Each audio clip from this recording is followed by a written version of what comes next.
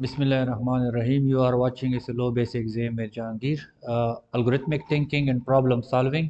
हम पढ़ रहे थे यूनिट 3 कंप्यूटर साइंस क्लास 8 का। इस वीडियो में हमने देखना है कि what do we mean by conditional statements और उसकी कुछ एग्जांपल्स भी हम देखेंगे। सबसे पहले हम कंडीशनल स्टेटमेंट्स को समझने की कोशिश करते हैं। हमारी ज़िंदगी में बहुत सारे मौके ऐसे आते हैं कि हम किसी कंडीशन को बुनियाद बना के फ़ैसला करते हैं।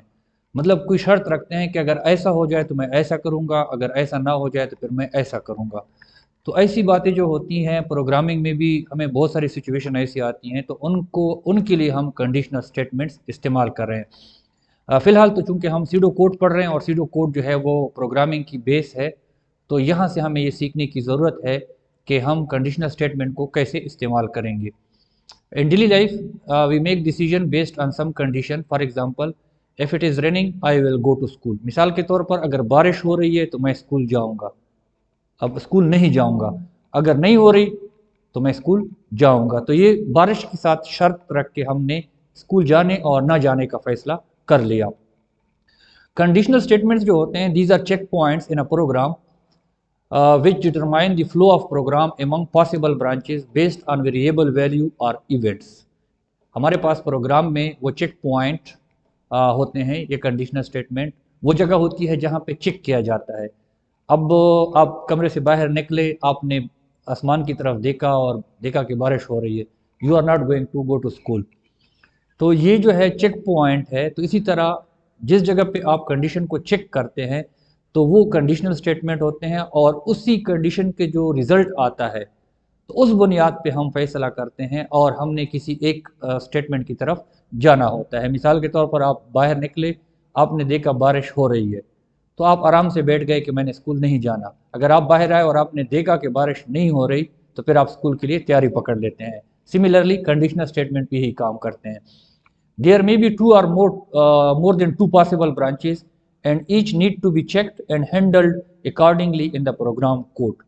हमारे पास सिर्फ एक शर्त नहीं, ज़रूरी नहीं है, हमारे पास एक से ज़्यादा भी हो सकती हैं, और एक शर्त की बुनियाद पे कई फैसले हो सकते हैं, और उन फैसलों को जो है फिर प्रोग्राम के मुताबिक फॉलो किया जाता है।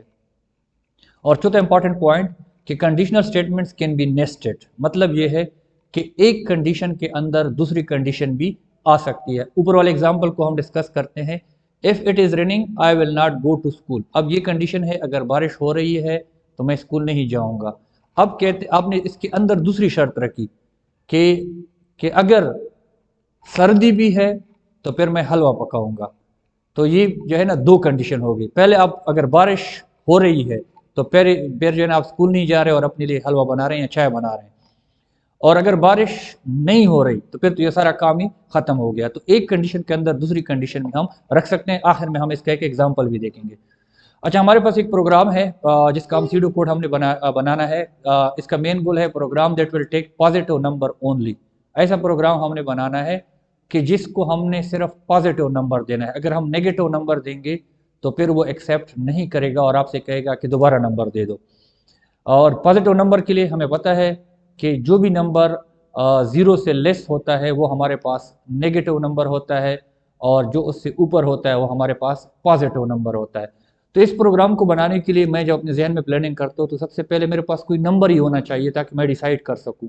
तो लाइन नंबर 0, एक दफ़ा फिर मैं रिपीट कर दूं कि लाइन 0 और आखिरी लाइन पे हमेशा स्टार्ट और एंड होता है। वो मैं जगह की कमी की वजह से नहीं लिख रहा हूँ, लेकिन आप लोग जब पेपर करोगे तो उसको ज़रूर लिखोगे। Line number 0, take input any number. मतलब आप कोई नंबर दे दें, फिर उसके बाद आप क्या करते हैं, नंबर को चेक करते हैं कि if it is less than 0, अगर 0 से कम है, ये इफ़ का स्टेटमेंट, हम इफ़ का लफ्ज़ जो है हम ज़रूर लिखेंगे। ये चेक कंडीशन रखने के लिए होता है। देन अगर 0 से कम है, टेक अगेन इनपुट, दोबारा इनपुट दे दें क्योंकि आपने जो है पॉजिटिव नंबर नहीं दिया है। और अगर उन्होंने 0 से ऊपर का नंबर दिया है जो कि पॉजिटिव नंबर है, तो फिर क्या करें, दोबारा इनपुट लेने की ज़रूरत नहीं होगी और आपका एफ जो है वो एंड हो जाएगा। यहाँ पे कंडीशन ख़त्म हो जाएगी और आपका स्टेटमेंट कंप्लीट हो जाएगा।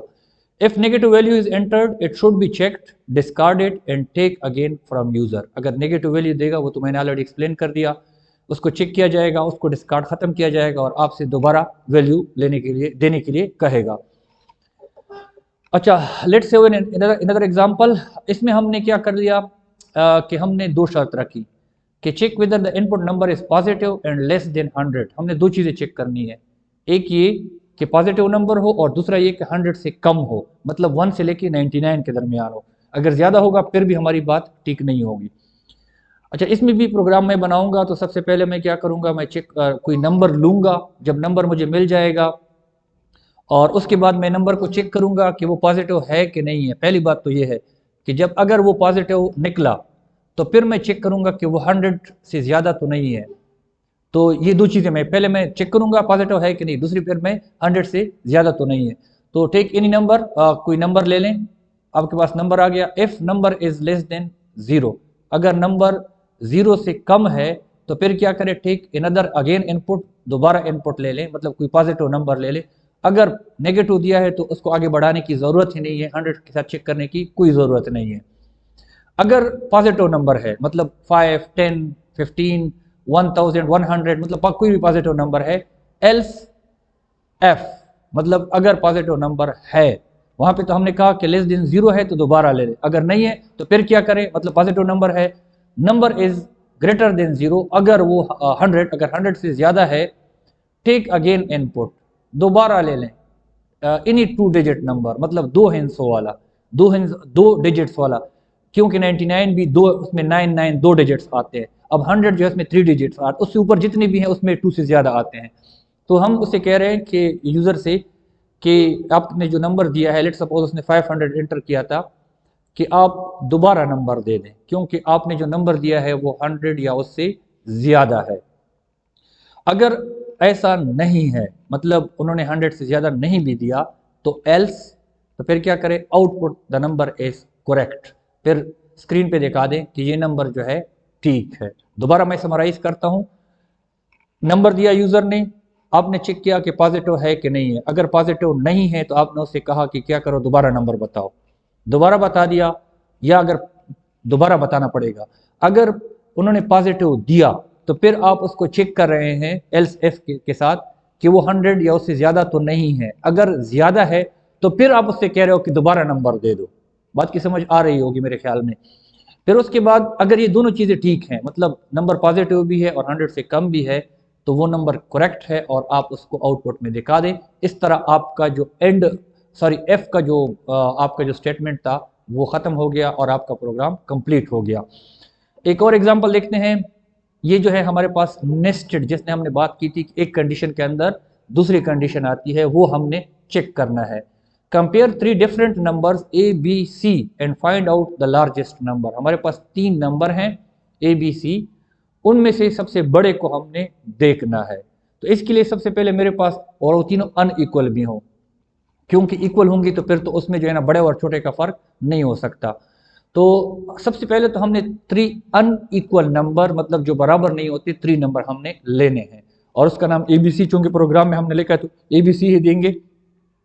फिर उसके बाद हम क्या करते हैं, हम करते हैं कि ए को बी के साथ कंपेयर करते हैं। अगर ए बी से बड़ा है और ए जो है सी से भी बड़ा है, तो इसका मतलब है कि दोनों से बड़ा हो गया तो ये बड़ा हो गया। अगर ए जो है बी से बड़ा है लेकिन सी से बड़ा नहीं है, अब अगर ए जो बी से बड़ा हो गया तो इसका मतलब यह है कि बी तो छोटा हो गया ना। अब अगर ए जो है सी से बड़ा नहीं है तो मतलब सी सबसे बड़ा हो गया। अब उसके बाद दूसरी कंडीशन, दूसरा तरीका, अगर ऐसा भी नहीं है, मतलब ये हुआ कि ए जो है बी से बड़ा नहीं है, मतलब बी बड़ा है, तो फिर तो ए को सी के साथ कंपेयर करने की ज़रूरत ही नहीं है। तो फिर हम आते हैं कि बी को सी के साथ कंपेयर करते हैं, मतलब ए से तो ऑलरेडी बड़ा था और सी से भी बड़ा हो गया तो बी बड़ा हो गया। अब यहाँ पे जो है ना, बी जो है ए से बड़ा हो गया और सी से बड़ा नहीं हुआ तो फिर सी बड़ा हो गया। इस प्रोग्राम को डिटेल से डिस्कस करते हैं। Look at that. Line number 0, take A B C 3 different number, 3 मुख्तलिफ नंबर ए बी सी को ले ले। और ये येलो कलर के साथ दो छोटे छोटे लूप्स हैं, सॉरी कंडीशनल स्टेटमेंट्स हैं, और जो रेड कलर के साथ मैंने किया है ये उसका सबसे ऊपर वाला टॉप वाला है। तो हमारे पास सबसे पहले लाइन नंबर 1 में, if A is greater than B, अगर ए बी से बड़ा है। अगर ए बी से बड़ा है तो ठीक है, अगर नहीं बड़ा तो फिर तो छोड़ दे बात। अगर बड़ा है, लेट सपोज बड़ा है, तो आप लाइन नंबर 2 पे आ जाओगे। If A is greater than C, ऊपर लाइन नंबर 1 में हमने कहा कि ए बी से बड़ा है, लाइन नंबर 2 में हम कह रहे हैं कि ए सी से बड़ा है, तो इसका मतलब ये हुआ कि ए सबसे बड़ा हो गया। Then output A is greatest, इसका मतलब है कि ए सबसे बड़ा है। अब ऊपर वाला ए जो है ग्रेटर देन बी है, लेकिन जो लाइन नंबर 2 में है ए इज ग्रेटर देन सी, ये नहीं है, मतलब ए जो है सी से बड़ा नहीं है। अब ए ऑलरेडी बी से बड़ा हो गया, मतलब बी सबसे छोटा हो गया। अब यहाँ पे सी ए से बड़ा हो गया, तो हम एल्स, मतलब अगर ए जो है ऐसा नहीं है तो इसका मतलब है कि सी सबसे बड़ा हो गया। आउटपुट सी इज ग्रेटेस्ट, इसका मतलब है कि सी जो है सबसे बड़ा है। And F line number 6, line number 2 से जो हमने एफ शुरू किया था वो लाइन नंबर 6 में जाके एफ एंड हो गया यहाँ पे।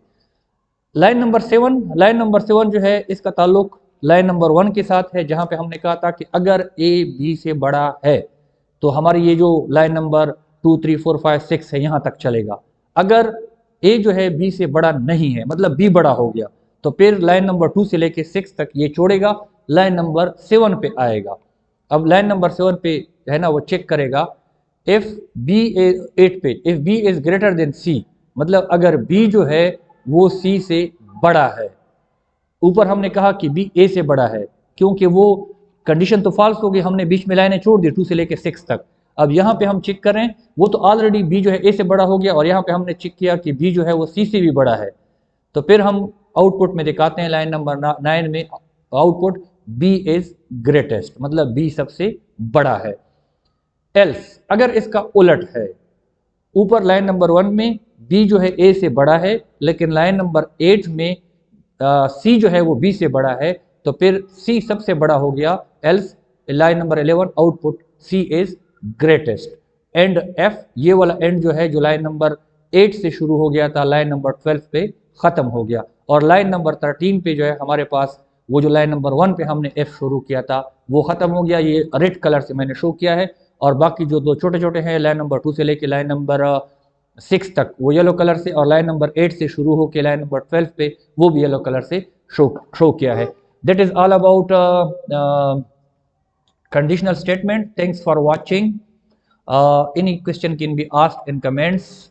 अगर आपको हमारी वीडियो पसंद आए तो अपने दोस्तों के साथ भी शेयर कीजिएगा, और अगर आप कोई सजेशन देना चाहते हैं for the improvement of video और contents, it will be highly appreciated.